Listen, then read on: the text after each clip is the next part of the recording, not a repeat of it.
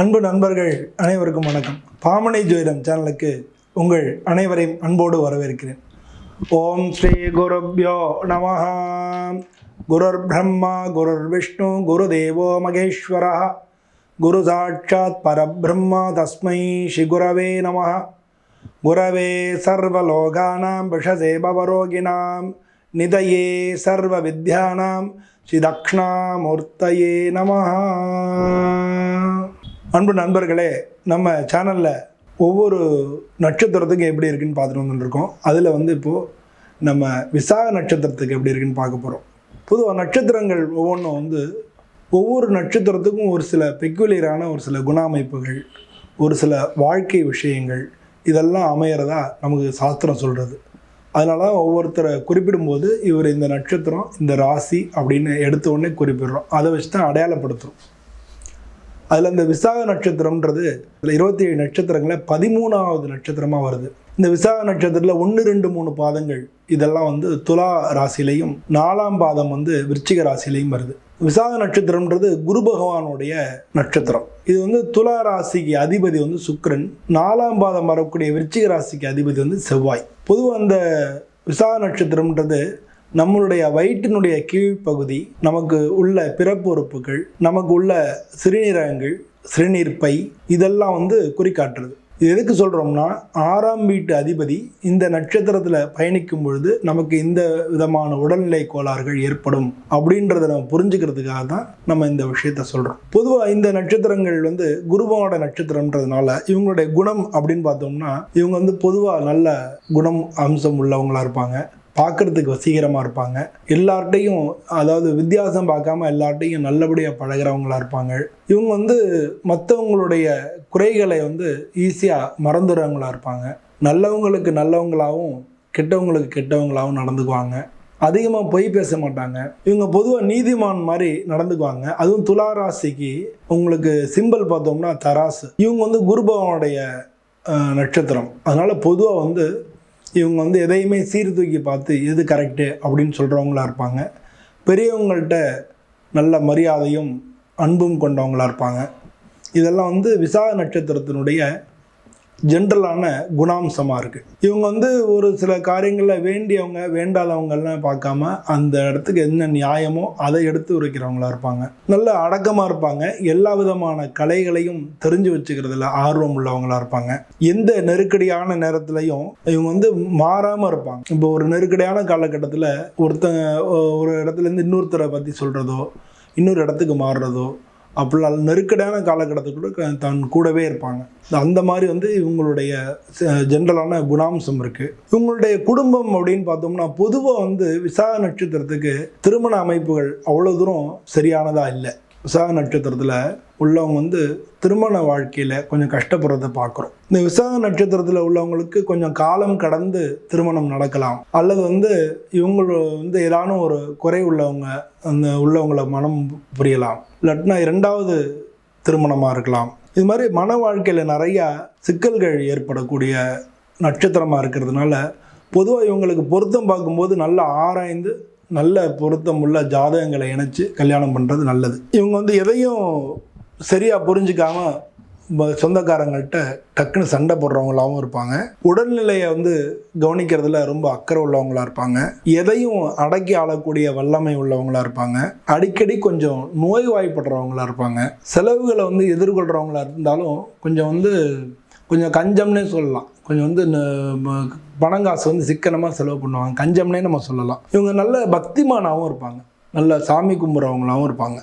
இதெல்லாம் இவங்களுடைய குடும்ப அமைப்பில் நம்ம பார்க்குறோம். உங்களோட ஜென்ரலான குணம், அது மட்டும் இல்லாமல் குடும்ப அமைப்பு, இந்த விஷயங்களில் பார்க்குறோம். தொழில்னு பார்த்தோம்னா விசாக நட்சத்திரக்காரங்களுக்கு நல்ல கல்விமானாக இருப்பாங்க.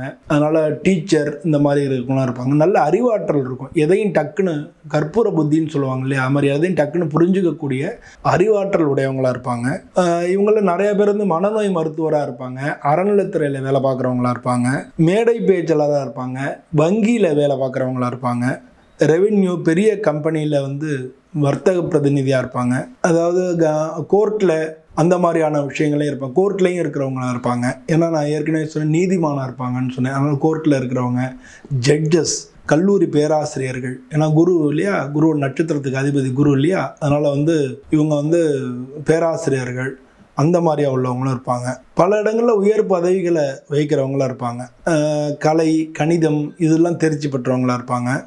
சிறு வயசில் இவங்க ஒரு சில சங்கடங்களை எதிர்கொள்கிறவங்களா இருந்தால் கூட 23 வயசுக்கு மேலே இவங்களுடைய வாழ்க்கை நல்லா இருக்கும். நிறைய சம்பாதிக்கக்கூடிய திறமையும் வரும். தேவை வந்து அதிகரிக்கும் போது தான் பணத்து மேலே நாட்டம் வரும் இல்லையா, அது மாதிரி தான் மதகுரு, சித்தர்கள் இவங்களை வந்து வழிபடக்கூடியவங்களாகவும் இவங்க இருப்பாங்க. இவங்களுக்கு வரக்கூடிய நோய்கள்னு பார்த்தோம்னா, இவங்க உடல் நலத்து மேலே அதிக அக்கறை எடுத்துக்காதனால அடிக்கடி வந்து உங்களுக்கு சின்ன சின்ன தொந்தரவுகள் உடம்புல கொடுக்கும்.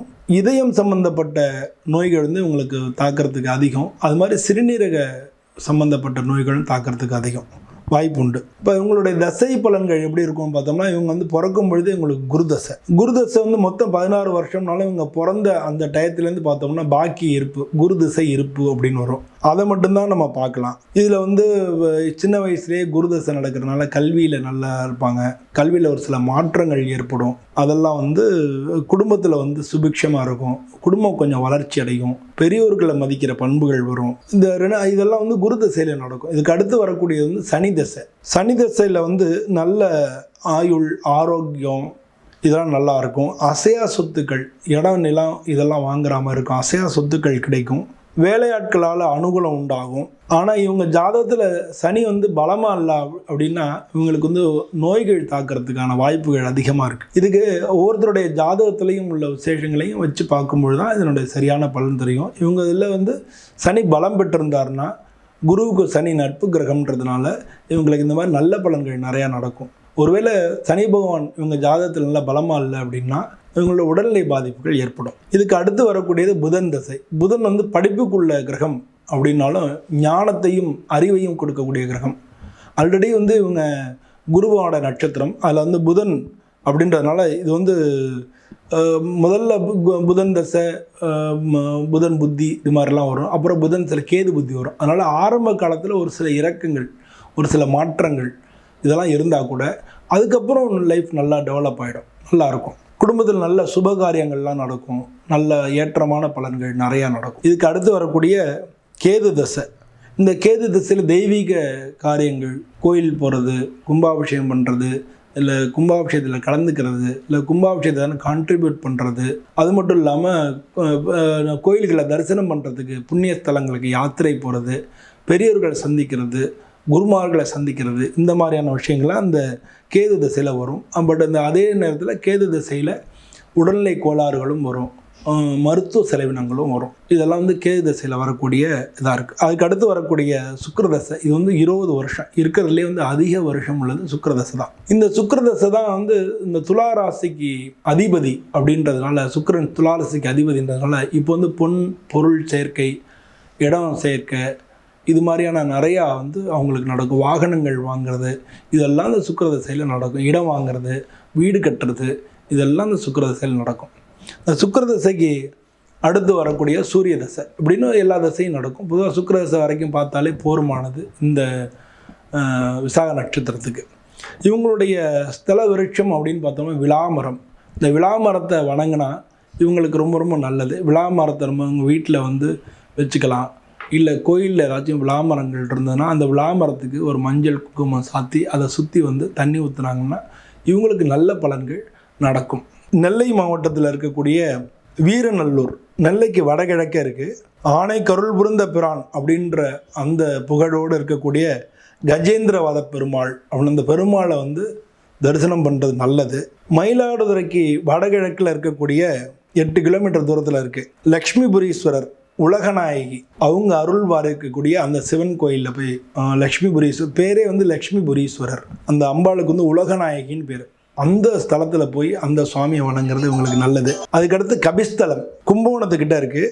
தஞ்சாவூர் பாபநாசம் அந்த ரோடில் போகும்போது கும்பகோணத்துலேருந்து பாபநாசம் தஞ்சாவூர் அந்த ரோட்டில் போகணும் கபிஸ்தலம் அப்படின்னு இருக்குது. இந்த கபிஸ்தலத்தில் வந்து விளாமரங்கள் நிறைந்த ஒரு ஸ்தலம். கஜேந்திர பெருமாள், அதுவும் கஜேந்திர பெருமாள். தாயார் வந்து ரமாமணிவல்லி அப்படின்ற அந்த தாயார், ரமாமணிவல்லி அப்படின்ற தாயார் பேர்.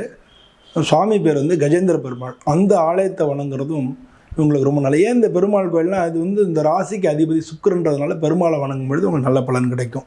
இந்த விசாக நட்சத்திரத்துக்குள்ள பிறந்தவர் வந்து சண்முக பெருமான், முருகன் வந்து பிறந்தது இந்த முருகனுடைய நட்சத்திரம் வந்து விசாக நட்சத்திரம்ன்றதுனால தத்புருஷாய வித்மஹே மகாசேனாய தீமஹி தன்னோ ஷண்முக பிரஜோதயாது அப்படின்ற இந்த மந்திரத்தை முருகனுக்கு நீங்கள் தினமும் சொல்லிகிட்டே வந்தால் உங்களுக்கு நல்ல பலன்கள் அதிசீக்கிரமாக உங்களை வந்து சேரும்.